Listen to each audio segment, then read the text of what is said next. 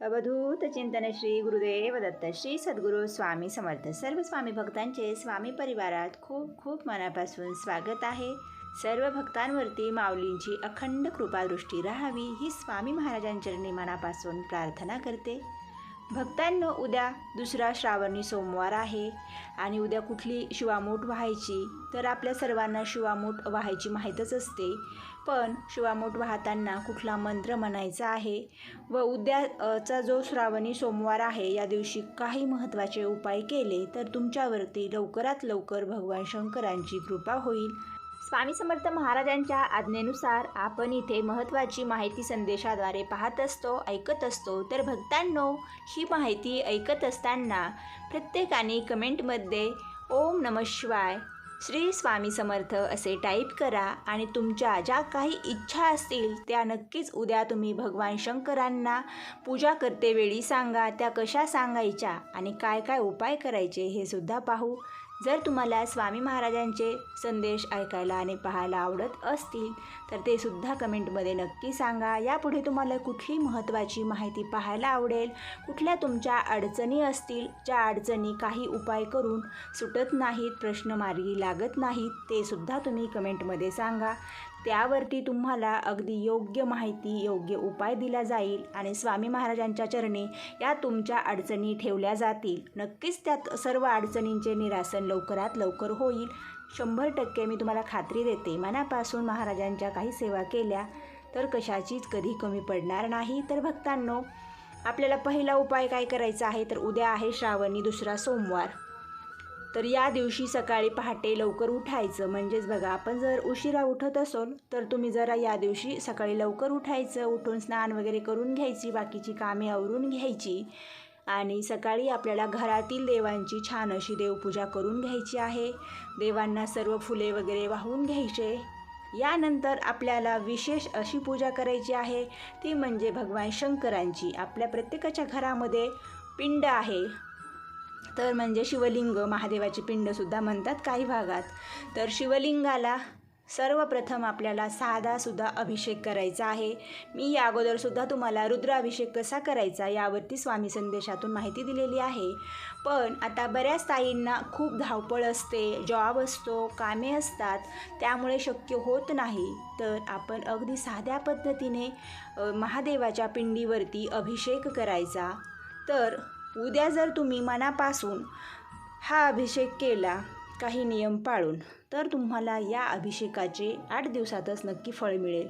तर शक्यतो कच्च्या दुधाचाच अभिषेक करायचा आहे। तर भक्तांनो, आपल्या सर्वांकडेच सकाळी सकाळी दूधवाले येत असतात आणि आपण दूध घेऊन तापवतो। तर तुम्हाला यामधून एक छोटासा कप भरून किंवा एक छोटासा लोटा भरून दूध काढून घ्यायचं आहे। म्हणजेच हे जे निरसं दूध आहे या निरशा दुधापासून आपल्याला अभिषेक करायचा आहे। बऱ्याचशा जणांना निरसं दूध म्हणजे काय समजत नाही। तर निरसं दूध म्हणजे बिना तापवलेलं कच्चंच दूध। हे दूध त्याच्यामध्ये फक्त 2-4 साखरेचे खडे टाकून घ्यायचे आणि असा छान अभिषेक करायचा आहे। अभिषेकाच्या ताटामध्ये तुम्हाला दूध घ्यायचं आहे, 1 लोटा भरून पाणी घ्यायचं आहे, 1 थेंबभर मध किंवा तुम्ही अगदी 1 चमचा भरून सुद्धा मध घेऊ शकता। पण आता ज्यांना जास्त नाही घेता येत, वापरता येत नाही, अगदी थोडाच आहे घरात, तर तुम्ही 1 थेंबभर मध घेतला तरीसुद्धा चालेल। त्यासोबतच तुम्हाला भस्म घ्यायचा आहे आणि जो कापूस असतो आपल्याकडे, आपण त्यामधील बी वगैरे काढून घेतलेला असा जो निसलेला कापूस आहे, त्या कापसापासून 11 गाठींचे वस्त्र तयार करायचे आहे। आता वस्त्रमाळ तुम्हा सर्वांना माहीत असेल, तर अशा पद्धतीची एक वस्त्रमाळ 11 गाठींची बनवायची आहे आणि आपण इतर देवांना वस्त्रमाळ अर्पण करताना त्याला हळदी कुंकू लावतो। तर आपल्याला भगवान शिवांना वस्त्रमाळ वाहायची आहे। याला फक्त भस्म लावा। अगोदर वस्त्रमाळ तयार करून घ्या, त्याला जे मध्ये आपण दूध लावतो तिथे दूध लावून घ्यायचं आणि लगेच भस्म लावून घ्यायचा आणि अशा पद्धतीने ताट तयार करून घ्यायचं। पांढरी फुले घ्यायची। उद्याची शिवामूठ आहे तीळ, तर आपल्याला तीळसुद्धा लागणार आहेत। अगदी 1 अर्धी वाटी घ्यायचे। 1-2 चमचे तरी आपल्या मुठीमध्ये तीळ आपल्याला मूठ सोडताना असले पाहिजे, त्यासाठी थोडेसे जास्त घ्या। त्यासोबतच तुम्हाला उद्या अजून एक उपाय करायचा आहे, तो सुद्धा मी नंतर सांगते, पण ही आपली घरातील पूजा आहे। आपल्याला शिवमंदिरामध्ये जाऊन सुद्धा एक वेगळी विशिष्ट अशी पूजा करायची आहे। या पूजेचे सुद्धा फळ तुम्हाला 8 दिवसातच मिळेल। तर भक्तांनो, सर्व देवांची पूजा वगैरे झाल्यानंतर आता यानंतर अभिषेक करण्यासाठी जर तुम्हाला पंचामृताने अभिषेक करायचा असेल तर मग जे तांब्याचं आपलं ताट असतं ताम्हण ते घेऊ नका, एखादं स्टीलचं भांडं घ्या.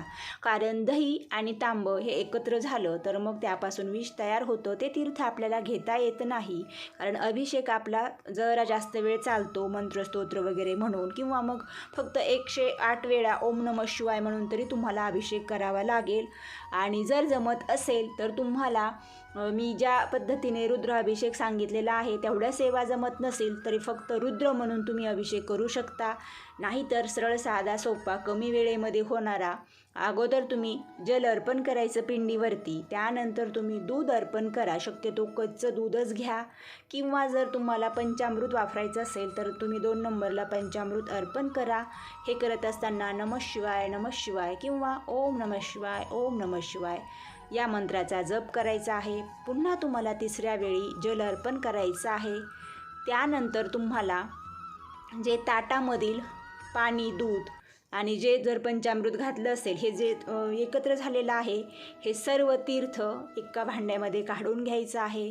हे तीर्थ टाकून न देता पूर्ण पूजा झाल्यानंतर मगच हे तीर्थ प्राशन करायचं आहे. लगेचच हे तीर्थ घ्यायचं नाही. पूर्ण पूजा झाल्यानंतरच घरातील सर्वांना द्यायचं आणि आपण स्वतःसुद्धा घ्यायचं. अशा पद्धतीने अभिषेक करून घ्यायचा आहे. बेलपत्र वाहून घ्यायचं आणि पांढरे फुलं असतील तर ते सुद्धा ठेवून घ्यायचे. देवाला भस्म वगैरे लावून घ्यायचं आहे. आता यानंतर जो आपल्याला घरगुती एक उपाय करायचा आहे, उद्याच करायचा आहे, तो श्रावणी 2ऱ्या सोमवारी. तर पुन्हा तुम्हाला अभिषेक झाल्यानंतर ते तीर्थ एका भांड्यात काढून घ्या. ते भांडं घ्या किंवा मग तुम्ही दुसरं एखादं ताम्हण घ्या. त्या ताम्हणामध्ये पिंड ठेवायचे आहे. इथे तुम्ही तांब्याचं सुद्धा ताम्हण वापरू शकता. त्यामध्ये तुम्हाला महादेवाची पिंड ठेवल्यानंतर 1 थेंबभर जो आपण मध घेतलेला आहे किंवा तुम्ही चमचा भरून सुद्धा मध घेऊ शकता. पण इथे 1 थेंबाचा आपल्याला अगोदर उपाय करायचा आहे. 1 थेंबभर मधामध्ये आपल्याला आपली जी अनामिका आहे, करंगळीच्या शेजारचे जे बोट, तर बघा त्या बोटाने आपल्याला जे अशोक सुंदरीचे ठिकाण आहे, तुम्ही पाहता इथे पिंड, त्यावरती जिथे तुम्हाला फुलांची पाकळी दिसत आहे मधल्या भागामध्ये, आणि इथे मी तुम्हाला दाखवतसुद्धा आहे, तर हे आहे अशोक सुंदरीचे ठिकाण. अशोक सुंदरीच्या ठिकाणी तुम्हाला तिच्या स्थानावरती अगोदर ओम काढायचा आहे मधाने. तर लक्ष देऊन बघा, इथे तुम्हाला ओम काढायचा आहे मधाने आणि त्यानंतर इथे तुम्हाला तुमची इच्छा सांगायची आहे. अशोक सुंदरीला ओम काढत असताना, अशोक सुंदरी ही भगवान शंकरांची मुलगी आहे, तिला प्रसन्न करून घेतले तर मग आपली कुठलीच इच्छा अधुरी राहत नाही. यानंतर एक छोटासा लोटाभर पाणी किंवा मग मोठा जर असेल तर खाली जे ठेवलेलं भांडं आहे ते तुम्हाला मोठं घ्यावं लागेल आणि 1 तांब्या भरून पाणी आपल्याला शिवलिंगावरती अर्पण करायचं आहे. शिवलिंगावरती पाणी अर्पण करताना, जल अर्पण करताना ओम नमः शिवाय म्हणायचं आहे. हे भोळ्या शंकरा, हे भोळ्या महादेवा, माझी अशी इच्छा आहे, ती इच्छा तुम्हाला त्या ठिकाणी सांगायची आहे. हे महादेवा कृपा करा आणि माझी इच्छा हा श्रावण मास संपण्या अगोदरच पूर्ण करा. लवकरात लवकर मला प्रसन्न व्हा. तुम्हाला जे काही म्हणायचं आहे, ज्या ज्या इच्छा असतील ना त्या तुम्ही सांगू शकता. असा हा अगदी घरगुती उपाय आहे. त्यानंतर तुम्हाला जी पिंड आहे ती काढून घ्यायची आहे, स्वच्छ पुसून घ्यायची आहे आणि जे आपण ओम काढलेलं होतं त्यानंतर जल अर्पण केलं होतं तर ते जे तीर्थ आहे ते पूर्ण घरामध्ये शिंपडून घ्या. सर्वांना तीर्थ म्हणून द्या. ते तीर्थ तुम्ही तुमच्या सगळ्या अंगाला लावा, मुलांच्या अंगाला लावा. यामुळे तुम्ही कधी आजारी पडणार नाहीत. कधी मनात जर वाईट विचार येत असतील तर शक्यतो डोळ्यांच्या पापण्यांना लावा, तोंडावरून ते थोडंसं फिरून घ्या. असे हे तुम्हाला त्याचा उपाय करायचा आहे. अभिषेकचं जे तीर्थ आहे ते सुद्धा घरातील सर्वांनी प्राशन करायचं. यामुळे सुद्धा तुमच्या मनामध्ये चांगले विचार येतात आणि पॉझिटिव्ह एनर्जी येते. आता आपण पिंड अभिषेक करून घेतलेला आहे, त्यानंतर उपाय करून झालेला आहे. पिंड स्वच्छ पुसून वगैरे घ्यायची. शक्यतो पांढऱ्या कपड्याने या दिवशी पिंड पुसून घ्या किंवा जो कुठला कपडा असेल त्याने पुसून घ्या. देवघरामध्ये स्थानबद्ध करा. भस्म लावून घ्या. त्यावरती बेलपत्र वाहून घ्या. शक्यतो बेलपत्राला सुद्धा भस्म लावूनच व्हा, म्हणजे तुमच्या जास्तीत जास्त लवकर इच्छा ज्या आहेत त्या पूर्ण होतील, कमी वेळेमध्ये होतील. त्यानंतर आपल्याला इथे शिवामूठ व्हायची आहे. उद्या तिळाची शिवामूठ आहे, तर मग तुम्ही भस्म, फूल अर्पण करा. त्यासोबत शमीसुद्धा तुम्ही अर्पण करू शकता. आणि वस्त्रमाळ जी आहे ती वस्त्रमाळसुद्धा तुम्हाला अर्पण करायची आहे, म्हणजेच देवाला वस्त्र चढवायचं आहे. आता आपल्याला शिवामूठ वाहताना एक मंत्र म्हणायचा आहे. तर तुम्हाला शिवामूठ जी आहे ती बरोबर पिंडीच्या डोक्यावरती धरायची आहे, म्हणजे शिवलिंगावरती धरायची आहे. मूठ एकदम व्यवस्थित पकडायची आहे आणि हा मंत्र म्हणायचा आहे, तो लक्ष देऊन ऐका. नमः शिवाय शांताय पंचवक्रताय शूलिने शृंगी भृंगी महाकाल गणयुक्ताय संभवे. तर अशा पद्धतीने हा तुम्हाला मंत्र म्हणून शिवामूठ अर्पण करायची आहे. आता ज्यांना हा मंत्र म्हणणे शक्य नाही त्यांनी शिवा शिवा महादेवा माझी शिवामूठ तुम्हा देवा, सर्वांना सुखी ठेवा देवा. या ठिकाणी तुम्ही तुमच्या घरातील व्यक्तींचे, मुलांचे, मिस्टरांचे नावसुद्धा घेऊ शकता. यांना सुखी ठेवा देवा आणि माझ्या मनोकामना, माझ्या इच्छा लवकरात लवकर पूर्ण करा देवा, अशी तुम्ही प्रार्थना करू शकता.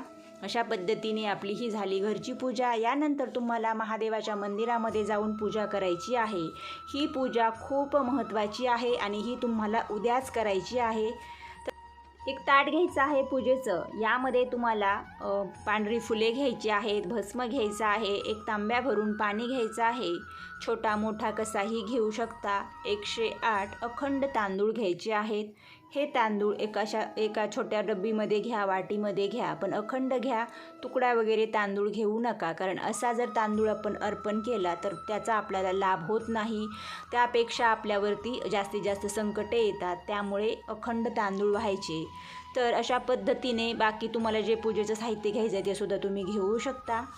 आणि आता तुम्हाला मंदिरामध्ये गेल्यानंतर शक्यतो घरचंच पाणी घेऊन जा, नाही तर बऱ्याच ठिकाणी मंदिरामध्येच आपण रिकामा तांब्या घेऊन जातो आणि तिथून भरून घेतो, पण आपल्याला घरचंच पाणी घेऊन जायचं आहे.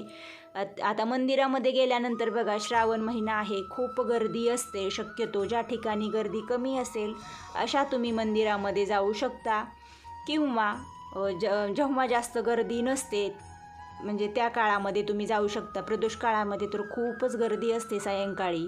मग सकाळीसुद्धा तुम्ही हा लवकर जाऊन उपाय करू शकता, किंवा मग 12-1च्या दरम्यान अजिबात करायचा नाही.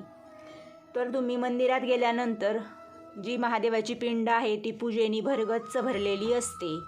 आता हे तुम्हा सर्वांना माहीत आहे. दुसऱ्याच्या पिंडीवरती पूजा करायची नाही. आपल्याला पिंडीवरील जे सर्व आहे पूजेचं साहित्य, बेल आहे, ज्या काही शिवामूठ वाहिलेल्या आहे ते सर्व काढायचं आहे. त्यासाठी त्या मंदिरामधील जे पुजारी आहेत त्यांचीसुद्धा ओळख असणं गरजेचं आहे, किंवा त्यांना तुम्ही थोडीफार दक्षिणा द्या, मग ते तुम्हाला छान पूजा वगैरे करून देतील. ओळखीचे जर असतील तर मग ते करून देतात पूजा. सर्व जी पूजा आहे ती तुम्हाला काढून साईडला ठेवायची आहे. त्यानंतर तुम्हाला अगोदर पिंड धुवून घ्यायची आहे. आता तुमचा उपाय करायचा आहे. जे तुमच्याकडे लोटाभर पाणी आहे ते तुम्हाला अगोदर पिंडीवरती अर्पण करायचं आहे. आणि जे 21 तांदूळ आहेत हे तुम्हाला दोन्ही हातामध्ये म्हणजेच उजव्या हातामध्ये घ्यायचे आहेत. एक मूठ करायची आहे आणि 21 तांदूळ दोन्ही डोळ्यांना लावायचे आहेत. तेच तांदूळ घेऊन आपल्याला देवाला नमस्कार करायचा आहे आणि तांदळाची मूठ हातामध्ये घट्ट पकडून तुम्हाला दुसरा जो हात आहे डावा तो आपल्या उजव्या मुठीवरती ठेवायचा आहे. आणि ज्या इच्छा आहेत बघा, तुम्हाला आत्ता सध्या खूप अडचण आहे, नोकरी लागत नाही, मुली जर असतील विवाह जमत नाही, किंवा चांगला जोडीदार मिळावा, ज्यांना नोकरी पाहिजे त्यांनी व्यवसायामध्ये भरभराटी यावी, जी इच्छा असतील ना त्या इच्छा, म्हणजे तुमची 1 असेल, 2 असतील, 3, 5, 10, 11 जेवढ्या इच्छा असतील तेवढ्या इच्छा भगवान शंकरांना सांगा. आणि पुन्हा ते तांदूळ तुम्हाला डाव्या हातात घ्यायचे, किंवा जी वाटी जे तुम्ही भांडं घेतले त्यामध्ये ठेवा आणि एक तांदूळ अर्पण करायचा आहे पिंडीवरती. आता एक तांदूळ ठेवताना जर तुम्ही आजारी वगैरे असाल, किंवा तुमच्या घरामध्ये जर एखादं कोणी खूपच जास्त आजारी आहे, दवाखाना करून फरक पडत नाही आहे, त्या व्यक्तीसाठी मी हा उपाय करते असे म्हणून तुम्हाला महामृत्युंजय मंत्र म्हणायचा आहे. ओम त्र्यंबकम यजामहे सुगंधिं पुष्टिवर्धनं उर्वारुक्मिव वंदना मृत्युमोक्षयमामृता. हा तुम्हाला मंत्र म्हणायचा आहे आणि प्रत्येकाला माहीतच असतो महामृत्युंजय मंत्र. तर तुम्हाला हा मंत्र म्हणून एक तांदूळ अर्पण करायचा आहे. म्हणजे 108 वेळा 108 तांदूळ अर्पण करताना तुम्हाला तो मंत्रसुद्धा म्हणायचा आहे. ज्यांना इच्छा आहेत, म्हणजे आजारपण सोडून ज्या काही तुमच्या बाकी इच्छा आहेत, नोकरीमध्ये यश नाही, मग बाकीच्या सर्व इच्छांसाठी तुम्हाला फक्त नमः शिवाय किंवा ओम नमः शिवाय याच मंत्राचा जप करत करत 108 वेळा तांदूळ अर्पण करायचे आहेत. आणि मनोभावे ही सेवा केल्यानंतर बघा तुमच्या हळूहळू इच्छा पूर्ण होऊ लागतील. 108 दिवसाच्या आतमध्ये तुमच्या 5 ते 6 तरी इच्छा पूर्ण होतील. एवढी ही भगवान शंकरांची प्रभावी सेवा आहे. अगदी मनापासून सेवा करा. भक्तांनो, या सर्व सेवा आपण स्वामी महाराजांच्या आज्ञेनुसार पाहिलेल्या आहेत. महाराजांच्या कृपेनेच आपण या सेवा करू आणि माऊलींनाच विनंती करू की आमच्याकडून या सेवा करून घ्या व आम्हाला लवकरात लवकर फळ द्या. भक्तांनो, यापुढे तुम्हाला अशाच कुठल्या सेवा पाहायच्या आहे, तुमच्या कुठल्या अडचणी असतील तर तुम्ही बिनधास्त सांगू शकता. म्हणजेच त्यानुसार आपल्याला स्वामी संदेशामध्ये माहिती सांगता येईल. भक्तांनो, तुम्ही तुमच्या कामामधून मौल्यवान वेळ आपली ही माहिती ऐकण्यासाठी दिलेला आहे. त्यामुळे भगवान शंकरांनी आणि श्री स्वामी समर्थ महाराजांनी तुमच्या ज्या ज्या इच्छा असतील त्या लवकर पूर्ण कराव्या अशीच मी महाराजांचरणी प्रार्थना करते. आपल्या आजच्या या स्वामी संदेशाला प्रत्येक भक्ताने लाईक करा, निशुल्क आहे. आणि हा संदेश जास्तीत जास्त भक्तांना शेअर करा. उद्या सोमवार आहे, त्यामुळे प्रत्येकाच्या घरामध्ये हा संदेश गेला पाहिजे. प्रत्येकाकडून ही सेवा उद्या झालीच पाहिजे. भक्तांनो, मी सुद्धा करणार आहे आणि तुम्ही सुद्धा करा. या व्यतिरिक्त तुम्ही उद्या आवर्जून शिवलीला अमृतमधील 11वा अध्याय वाचन करा किंवा पूर्ण पोथीचे पारायण करता येत असेल तर ते सुद्धा करा, कारण मी सुद्धा या सेवा उद्या सकाळपासूनच करणार आहे. जे नवीन आहे त्यांनी चॅनलला सबस्क्राईब करा आणि शेजारी येणारी घंटी प्रेस करा, म्हणजेच तुम्हाला यापुढील असेच महत्त्वाचे स्वामी संदेश ऐकायला आणि पाहायला मिळतील. आजची सेवा स्वामी आईचरणी अर्पण करूया. श्री स्वामी समर्थ. ओम नमः शिवाय.